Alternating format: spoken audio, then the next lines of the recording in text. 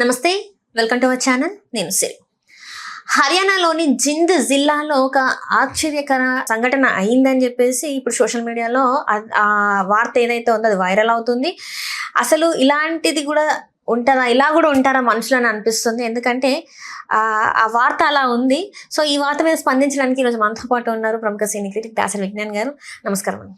నమస్తే. హర్యానాలోని జింద్ జిల్లాలో ఒక సంఘటన చోటు చేసుకుంది. ఏంటంటే వాళ్ళ 11 ఏళ్ల వైవాహిక జీవితంలో లైక్ ఏంటంటే అమ్మాయిలే పుడుతూ వస్తున్నారు. సో ఇప్పుడు ఏంటంటే 11వ ప్రసవంలో అబ్బాయి పుట్టాడు. సో దీన్ని అసలు ఎలా చూడాలి? ఇప్పుడు ఇది సోషల్ మీడియాలో ఒక వైరల్ న్యూస్ అయిపోయింది. అసలు ఏంటంటారు ఇది? దీంట్లో సంతోషం ఎక్కడ ఉంది? షాడిజం తప్పితే. ఇప్పుడు 11వ ప్రసవం నీకు ఒకవేళ అబ్బాయి పుట్టలేదు అనుకో, నువ్వు 20వ ప్రసవం వరకు ట్రై చేస్తావుగా అన్నట్టే కదా. అవునా?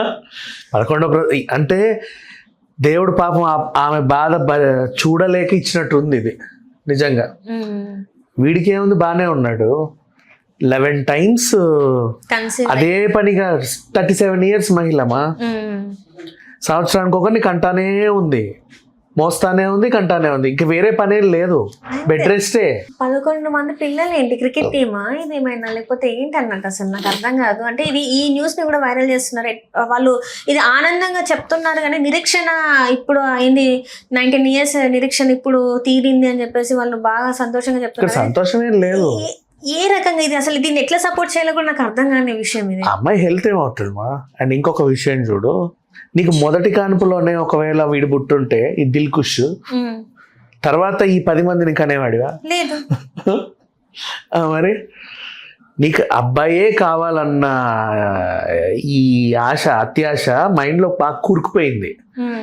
కాబట్టి మీ ఆవిడ్ని హింసించి హింసించి హింసించి హింసించి 11వ కాన్పు, ఒకవేళ 15వ కాన్పు వరకు నీకు రాకపోతే ఆ పిల్లని చంపేస్తావేమో నీ వల్ల అవ్వట్లేదని, లేదా ఇంకో పెళ్లి చేసుకుంటావేమో. అంటే ఇక్కడ అంటే అమ్మాయి పుట్టాలన్నా అబ్బాయి పుట్టాలన్నా అది అంటే సైన్స్ పరంగా చూసుకుంటే అది అబ్బాయిలోనే ఉంటది కదా, అమ్మాయిలో ఏమి ఉండదు కదా.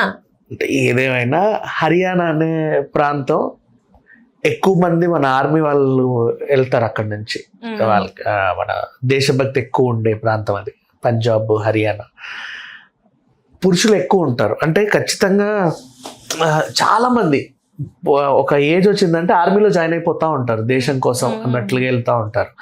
అట్లాంటి హర్యానాలో 2025 లెక్కల ప్రకారంగా చూస్తే 1000 మంది పురుషులకి 925 మంది మహిళలే ఉన్నారు.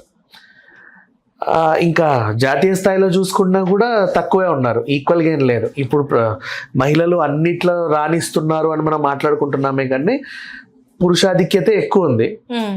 అంటే సంఖ్యల్లో పురుషాధిక్యత మళ్ళీ వాళ్ళ అహంకారం అయి కాదు, వీళ్ళు ఎక్కువ ఉన్నారు, అమ్మాయిలు తక్కువ ఉన్నారు. ఈయన అదృష్టం ఏంటంటే 10 మంది ఈయనకే పుట్టారు ఆ హర్యానా అమ్మాయిల లిస్ట్లో. చెప్పాలంటే వాళ్ళందరినీ చదివిస్తున్నావు, సంతోషం, ఇంకా వదిలేలా. రేపటి రోజు 10 మందికి పెళ్లిళ్ళు చేయాలి. మన తెలంగాణ, ఆంధ్ర రాష్ట్రం లాగా 20 లక్షల కట్నాలు ఇచ్చే ప్రాబ్లం కూడా లేదులే. మరి అంత షాడిజం ఉన్న ఏరియా అయితే కాదు హర్యానా. సో ఆ విషయంలోనూ ఈయన సేఫే. ఇప్పుడు అదే 10 మంది మహిళల్ని తెలంగాణలో గాను ఒక్కొక్క అమ్మాయికి ఓ సింగరేణి ఎంప్లాయీని ఇచ్చి పెళ్లి చేయి, నీ ఆస్తి సరిపోద్ది? అసలు ఆస్తి కదా, అసలు ఒక పెళ్లి చేసిన అప్పులే తీరవు ఇంకా కదా. చచ్చిపోతారు ఆత్మహత్యలు చేసుకొని. నీకు పురుషుడే కావాలి కావాలి కావాలి కావాలి అనుకున్నావు, కన్నావు.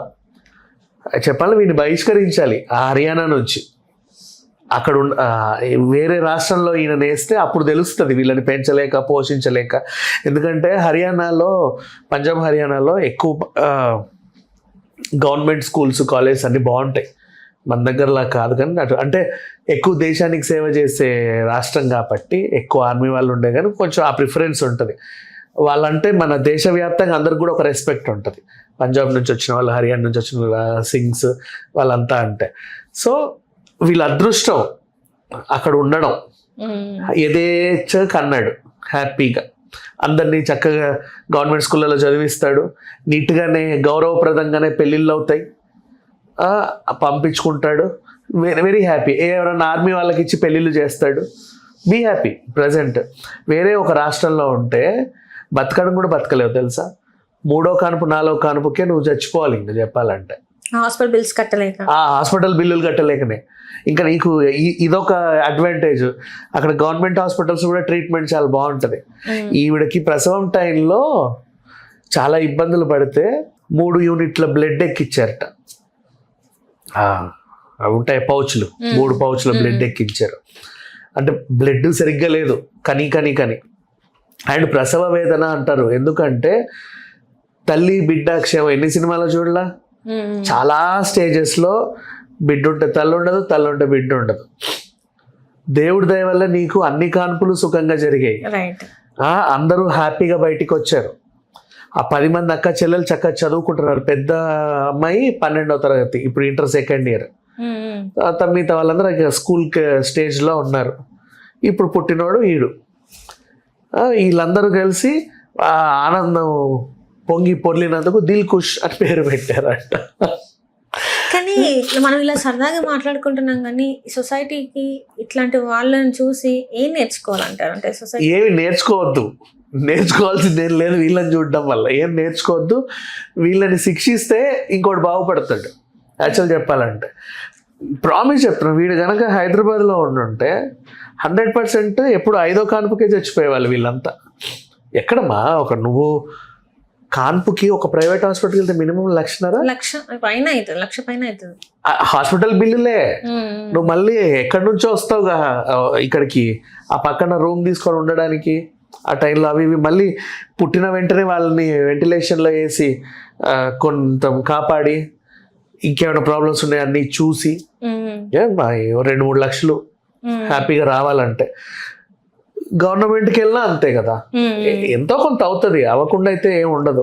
అండ్ నీకు టైంకి డాక్టర్ ఉంటాడా, నీకు ఎప్పుడు వస్తుందో ప్రసవం తెలియదు. ఏ అర్ధరాత్రి 2 గంటలకు ఇక్కడ ఆడు ఉండడు కూడా ఉండడు. పండగ సీజన్లో అసలు హాస్పిటల్లో ఎవరు ఉండరు అసలు. యాక్చువల్గా వాళ్ళకి పండగలకి పబ్బాలు ఉండదు, కానీ ఎవరు ఉండరు. వాటిని ఉండడం ఏమంటే ఊరు వెళ్ళిపోయారండి పండగ కదా అంటారు, చాలా హ్యాపీగా చెప్తారు వాళ్ళు. ఇట్లాంటి సిచ్యువేషన్లు దేవుడి దయ వల్ల అన్ని కాన్పులు చాలా హ్యాపీగా జరిగాయి, అన్ని బాగున్నాయి. కానీ ఈవిడ హెల్త్ చాలా క్షీణించింది. దీనివల్ల ఈవిడ షెల్ లైఫ్ కూడా తగ్గిపోతుంది మా. ఖచ్చితంగా 100 ఏళ్ళు బతకాల్సిన ఆవిడ 60 ఏళ్ళకో 50 ఏళ్ళ వరకే బతికితా ఉంటారు. రేఖలు లేనిపోని రోగాలు వస్తూ ఉంటాయి. అది ఇప్పుడు సంవత్సరానికి ఒక కాన్పు, సంవత్సరం అంతా 9 నెలలు కడుపు. ఇంత వీక్ అయిపోయి ఉంటది. అండ్ దీనికన్నా ముందు బేబీస్ కూడా వాళ్ళకి కూడా సరైన పోషక విలువలు ఉండకపోవచ్చు, ఎందుకంటే బ్రెస్ట్ ఫీడింగ్ ఉంటుంది, మదర్ ఫీడింగ్ ఉంటుంది. అందులోనే మదర్ చాలా ఇబ్బందులు పడుతూ ఉంటారు. వాళ్ళు అందులోనే ప్రెగ్నెన్సీ వస్తే ఫీడింగ్ ఆపేయాలి. నువ్వు కంటిన్యూగా బ్రెస్ట్ ఫీడింగ్ ఇచ్చుకుంటానే వచ్చావు, మోస్తానే ఉన్నావు. ఇక్కడ మోత, ఇక్కడ ఫీడింగ్, ఏముంది చూడు. సో మళ్ళీ ఇది ఇంటర్నెట్లో తండ్రిని వాళ్ళు ఎవరో ఇంటర్నెట్లో మీ కూతుర్ల పేర్లు అన్నాడు. వాళ్ళ పేర్లు కూడా గుర్తు రావట్లే వీడికి, ఏం పెట్టాము అని. సంవత్సరానికి పేర్లు పెడుతూనే ఉన్నారు, కొత్త పేర్లు. ఎవరిని ఏమని పిలవాలో ఏం తెలుసు.